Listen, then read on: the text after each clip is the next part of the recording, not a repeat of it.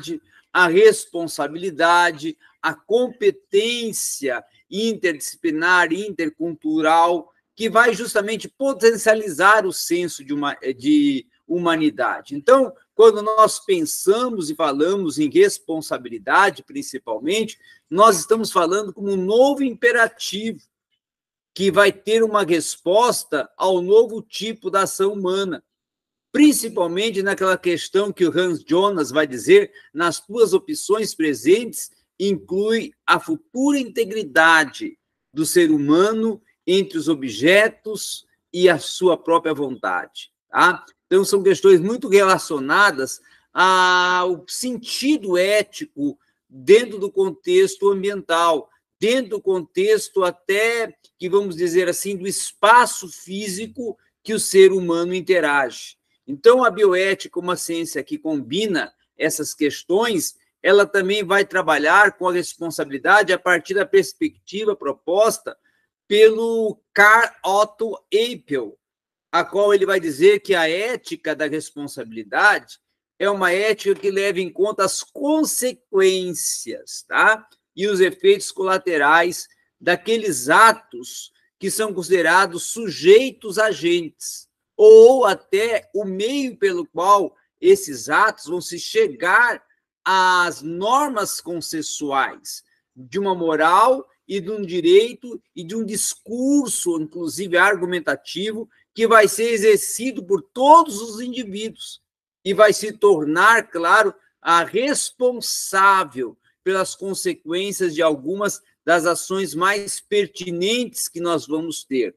Outra questão também importante a considerarmos, dentro ainda dessa proposta, é quando nós tratamos da bioética como uma nova ética, que pode ser chamada, inclusive, de uma ética que propõe uma interdisciplinaridade, né? Uma interdisciplinaridade que vai desenvolver uma ciência com as humanidades que vão contextualizar a questões que relacionam cultura, tradição, espaço e pensamento.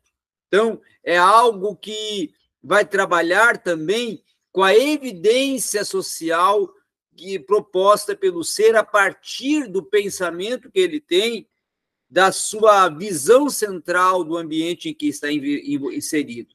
Então, a bioética não é uma disciplina considerada nova disciplina, tá? Mas ela se torna, sim, um campo de encontro, onde vai se ocorrer discursos, organizações, vai se levantar dados, questões éticas, legais, sociais, que são trazidos justamente até para o avanço de ciências como a medicina e a biotecnologia, ciências que estão dentro do contexto da biociência, tá? Das ciências biológicas, e quando eu falo de biociência, eu falo de ciências da vida, tá?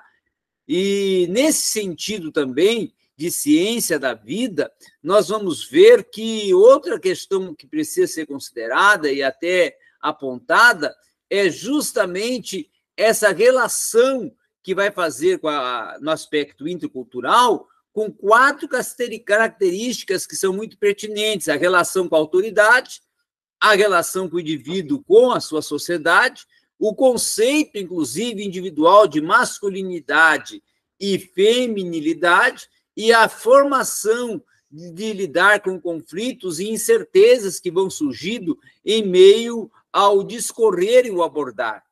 E quando nós falamos de humanidade, a bioética vai falar que ela é uma questão simplesmente de tratar do humano em relação com outro ser humano.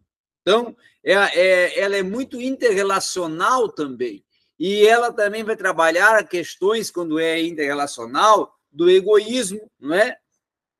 O eu em contraponto ao outro, não é? E do próprio altruísmo, eu sou diferencial, o outro não é, e da solidariedade, o que eu posso fazer pelo outro, não é? Então, com essas propostas também, nós vamos ver uma bioética em que tem algumas questões que nós precisamos alencar e considerar como os aspectos culturais, tá?